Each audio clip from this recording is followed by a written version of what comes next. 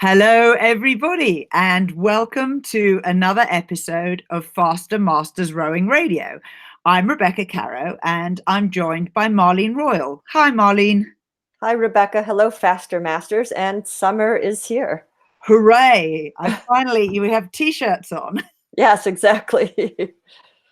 Now, just a quick reminder for everybody that Faster Masters Rowing Radio is supported by the fastermastersrowing.com training program. And this is a service that Marlene and I have launched, which is a subscription. Every month that you pay to be a member, you get a training program, a land training program, peak performance tips, drills and exercises, rowing lifestyle advice, and a bonus. That's 6 separate modules. And you can buy a membership in 3 different ways. One, as an individual, so a training program for an individual. Secondly, for a crew. So if you have a regular crew and you want to all work on the same program, you buy the crew program and it gives you everything that's in the individual. Plus, 3 times a year, you get video analysis individually done by Marlene and myself on your submitted video. And the third option is a club or crew option, where an entire club or a coach who wants to buy a training program for the group that they're coaching can also buy. And in addition to the video module, you also get monthly Skype calls with Marlene and myself to run through any questions you have to improve your coaching or your group organization, club management, and so on. We will also help with selection for crews if you choose the club or coach option. Now, for those who already have a training program and have a coach, but perhaps would like to participate, we made a light version, which we call the magazine, which is the 4th way you can subscribe. The magazine does not include the training program. So there's no land training and no on-water training program, but it has everything else. So the peak performance tips and the skills and drills and the rowing lifestyle and the bonus. You'll find everything about the programs on fastermastersrowing.com. Now, Marlene, what's coming up in the training programs for the July month, if you choose to subscribe for July? Well, in July, for the people who are training for 1K races, and if they have a peak in August or September, so this might be people training for Canadian Henley Masters, US Masters Nationals, FISA World Masters in September, or the New Zealand Masters Championships in September.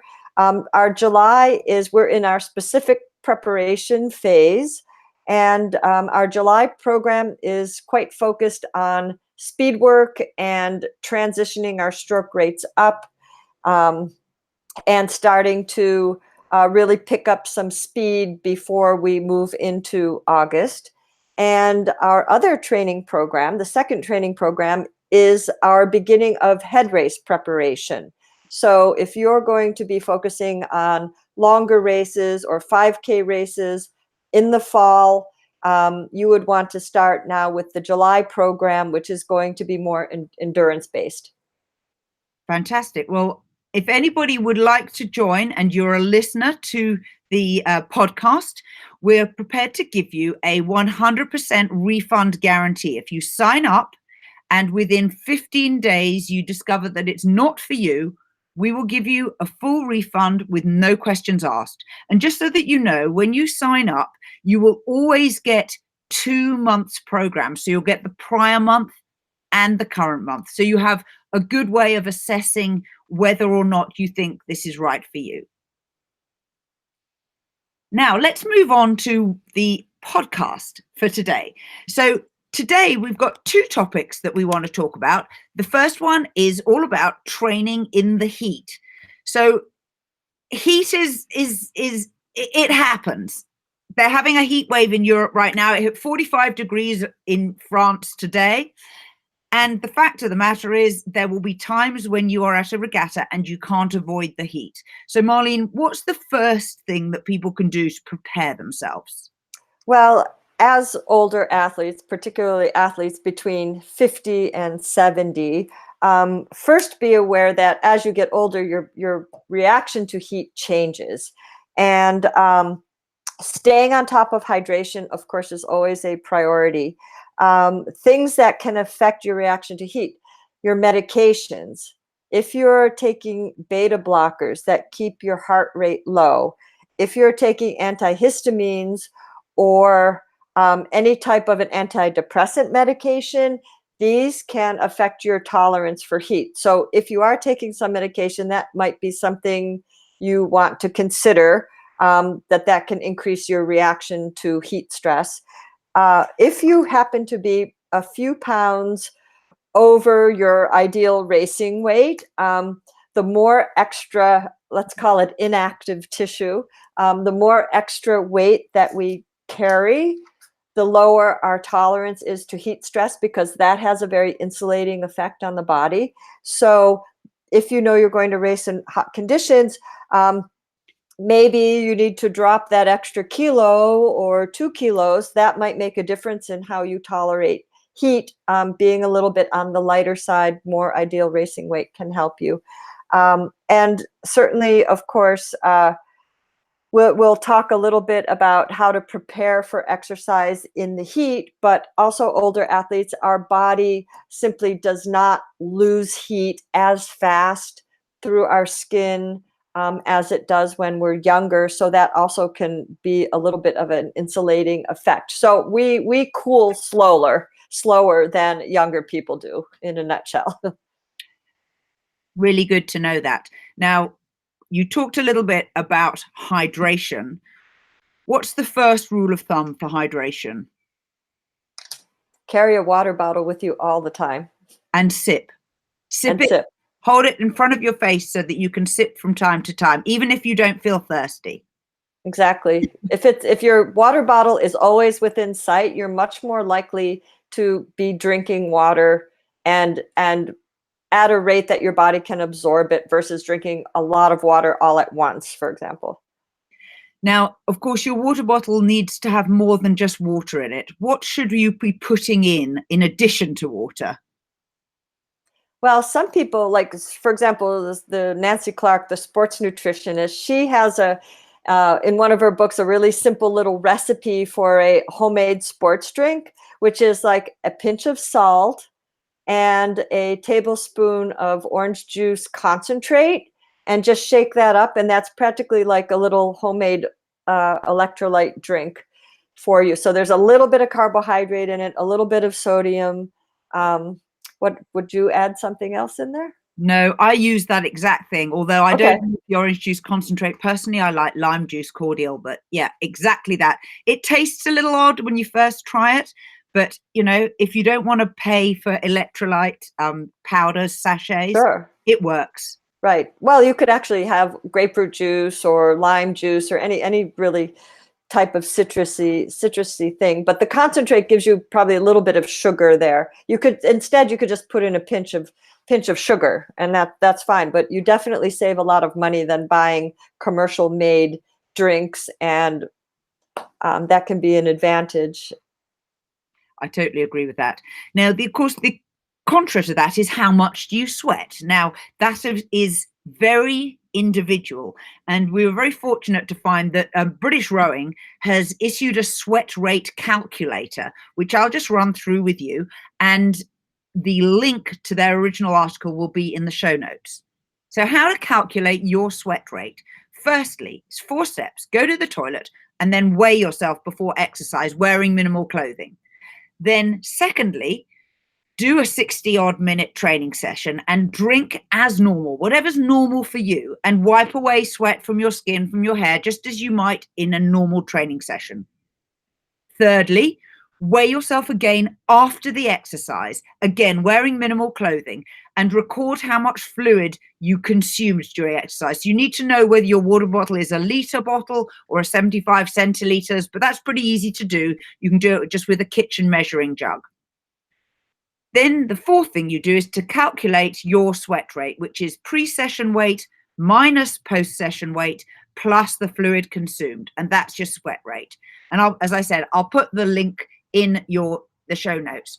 And the point is that Once you know how much you sweat, if you are sweating more than the fluid you're consuming, you can adjust the amount of fluid you consume. And it doesn't matter if you say that you lose 1.5 kilos of fluid and you are only ingesting 1 kilo, or 1 liter equals a kilo of liquid, because you don't have to drink throughout your exercise. You can do it afterwards, but you do need to know what is normal for you.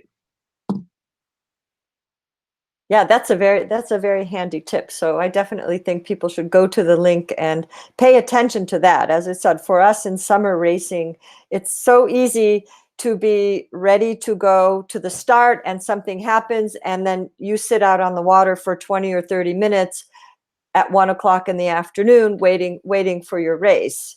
So that can be quite critical in some cases to how you're going to perform. I remember that exact thing happening to me. I was at Seville doing the FISA Masters World Championships, and I was in a pair with Claire. Hi, Claire, if you're listening. And we went out to race, and the heat in front of us got stopped. Someone had an equipment failure, and the race umpires, instead of just pulling that heat to the side and getting on with the rest of the regatta, they made everybody wait. And so we were out there, no shade in sight, really hot in Seville in southern Spain in early September. And there was no way we could stay cool, except we scooped up water with our caps and just threw it over our heads so that we got a kind of cooling effect. And then you had the wet fabric sitting on your forehead, which was actually reasonably nice. But our only rationalization was it was the same for everyone. And although we were English roses and not used to the heat, we just had to suck it up and get on with it. Well, that actually probably saved your race, the fact that you were dousing yourself with water just to cool. If you expect a situation like that, also, you can always take a couple of water bottles that are frozen with ice into the boat just in case something like that happens. I mean, you never know. I mean, it's totally unexpected, but something like that, again, could help keep you cool. And I was looking through a few articles and I found some tips I thought we could pass on about how to prepare to exercise in the heat. And if we talk about, like, if you're exposed to heat stress, one, that slows your recovery from your training. So that's something you have to take into account, is you may need increased recovery time after a certain type of workout. It also is going to raise your heart rate. So your heart rate is going to be elevated when you're in a heat situation. So that's going to raise the intensity. So that's something that you have to watch, that your heart rate's not going too high, or that you're not overexerting for the type of workout that you want to be doing. But there is what they call the W.U.T protocol, which is similar to the sweat rate. And that stands for weight, urine, and thirst. And the same idea, when you get up in the morning, you check, are you thirsty or not thirsty? What level are you at? You check the color of your urine to make sure that it's not dark. Like they say, if it looks like apple juice, you're in trouble, because that's way too concentrated. And if you're weighing yourself from day to day, there's usually, even if you're losing a little bit of weight, your body weight isn't really going to change more than 1% if you're hydrated. So just checking, is that a pound or a pound and a half or half a kilo, that keeping an eye on that. If you're seeing that two of these points are red flags, then your corrective action first is to drink a nice big bottle of water, and then try to make sure you have 1 or 2 glasses of water throughout the day, or with your meals, to correct that. And you don't have to just drink fluids to get rehydrated. You can eat melons and berries and watermelon. You can eat gazpacho, cold soups. The best thing they say for pre-cooling your body before you exercise is a Slurpee, those ice slurry drinks. So, and we don't mean margaritas before. You could have margaritas afterwards, but ice slurry drinks, they are actually the most effective thing to lower your core temperature a bit before you exercise in heat or you go out to race. So that's something to keep in mind.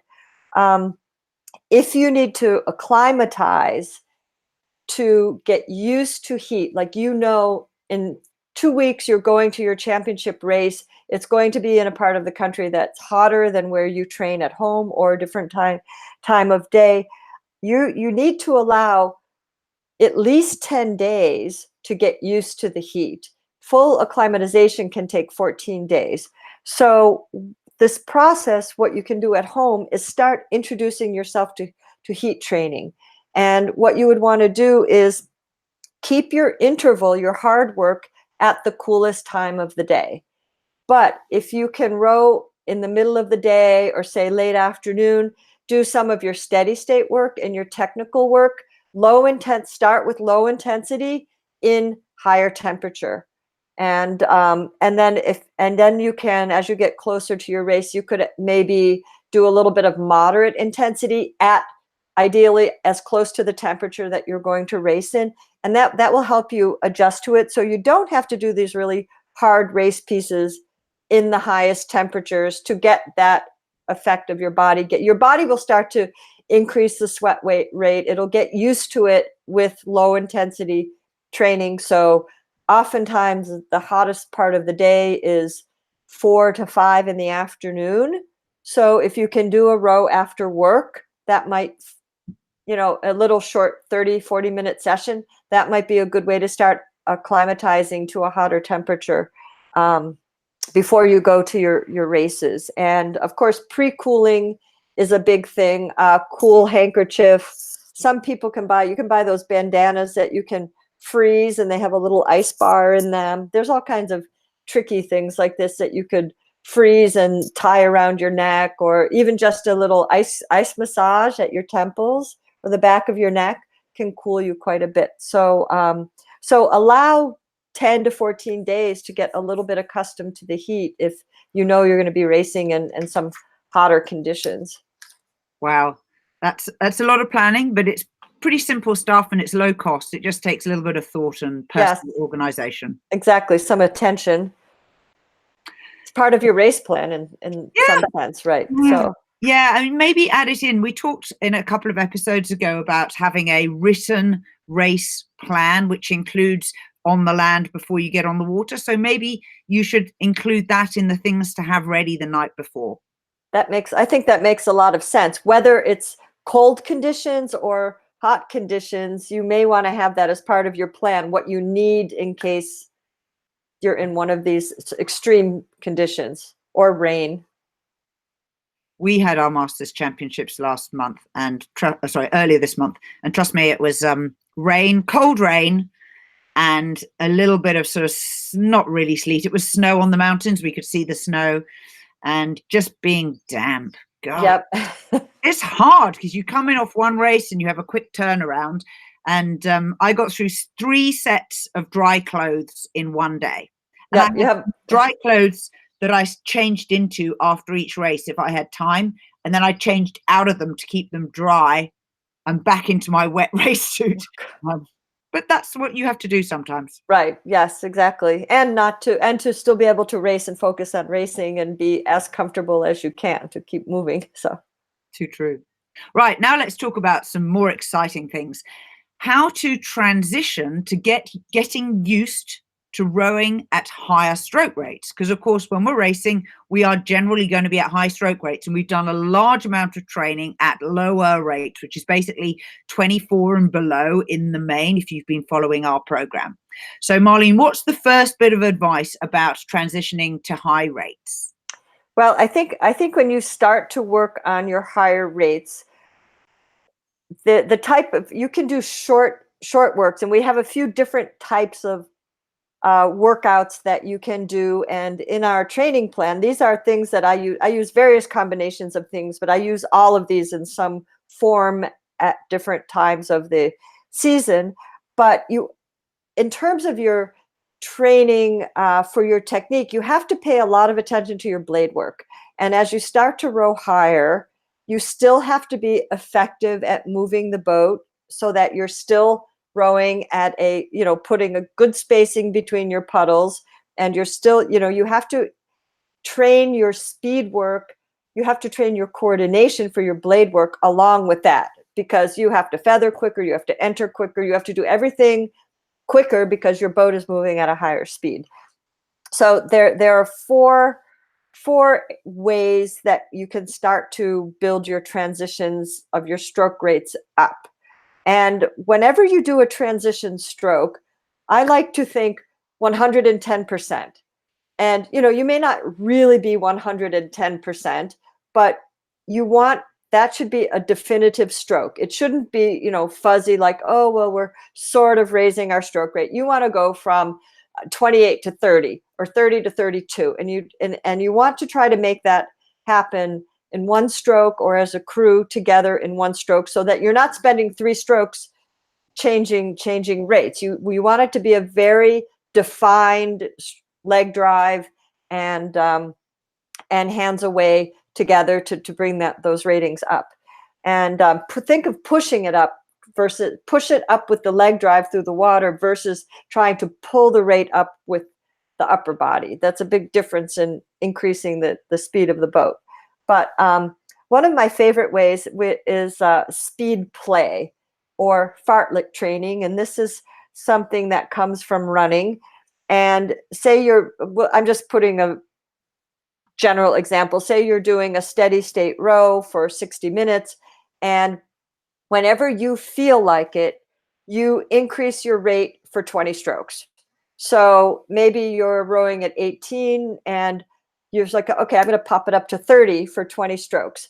And then you go back down, and don't lose your rhythm. Just go back into your 18, and then just row at your steady 18 until you feel like doing another one. So they're very unstructured. Maybe there's a point in your river where you've got to go around a turn, then you've got a nice straightaway. You can pick and choose. The rest is undefined. It's when you feel like it, but you just say, okay, I'm going to go up to race rate for 20, and then you bring it back down. So it's not terribly stressful. And the important thing is, don't do it when you have to steer your boat. So do it when you're on a straight, when you've already looked around, there's nothing in front of you, and you've got space to do 20 strokes without having to turn your head. Yes, very good point, because you also want to push the envelope a little bit here and row well. The next category I call speed bursts versus speed play. So our play, we're doing that unstructured rest. A speed burst, we've got a defined number of seconds of high speed and a defined number of seconds at easy paddle. But again, keep your rhythm when you're paddling easy. Don't just like get lazy in the boat and slouch and things like that. Keep it a sharp paddle. So there are many examples of this, but one example is 10 times 30 seconds. And you just push the rating as high as you can, rowing effectively. So don't get too crazy with your blade work. Just keep it nice and clean and sharp. And then 90 seconds off. And then 30 seconds, build the rate up as high as you can, and then 90 seconds off. And you could do this as a middle segment. This takes about 20 minutes. Am I right? Yeah, 2 minutes times 10, 20 minutes. So you could row 20 minutes, do 20 minutes of speed burst, do another 20 minutes. Doesn't load you physiologically. It's more coordination training because these are less than 30 seconds. So it's anaerobic. The next thing I like to do are called accelerations. So now we have speed play, speed bursts, and accelerations.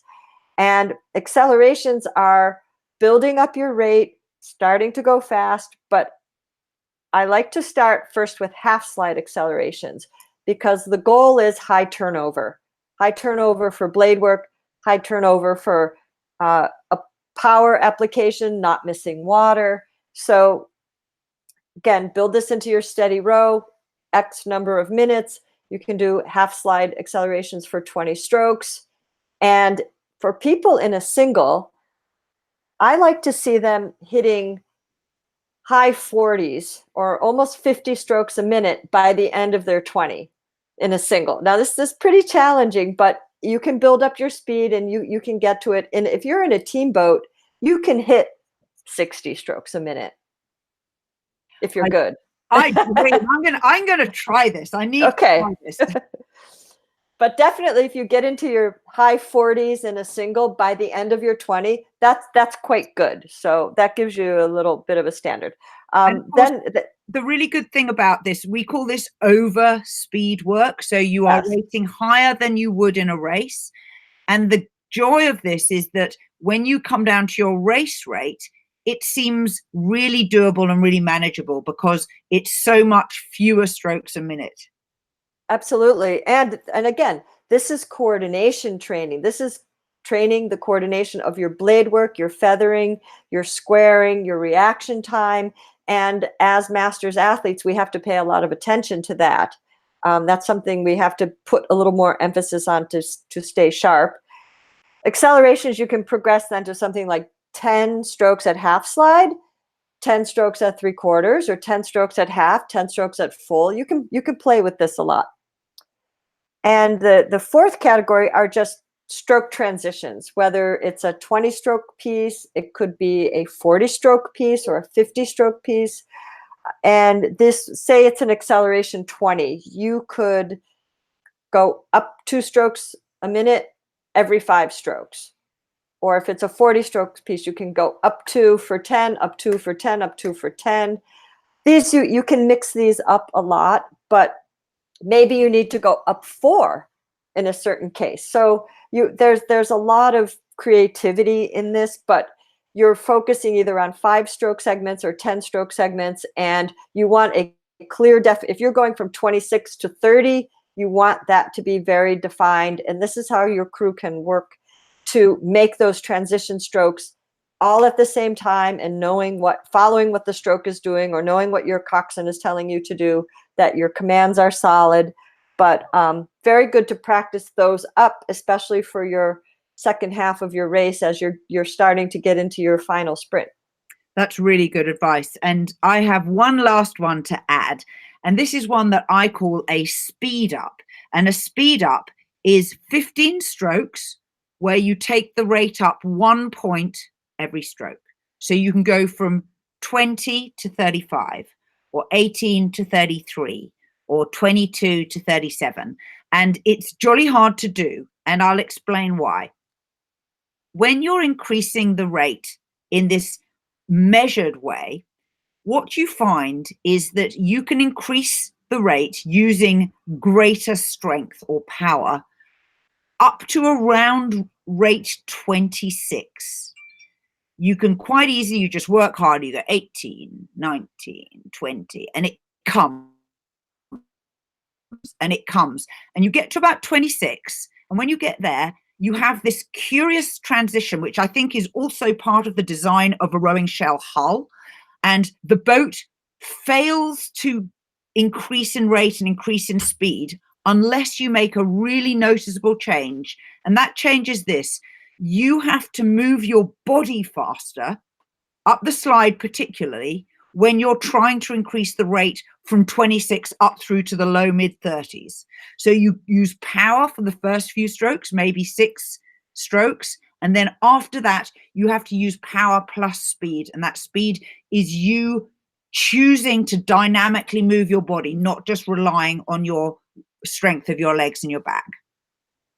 That sounds like fun. I love doing drills like that. And it reminds me of one drill when we were talking about starts 2 podcasts ago.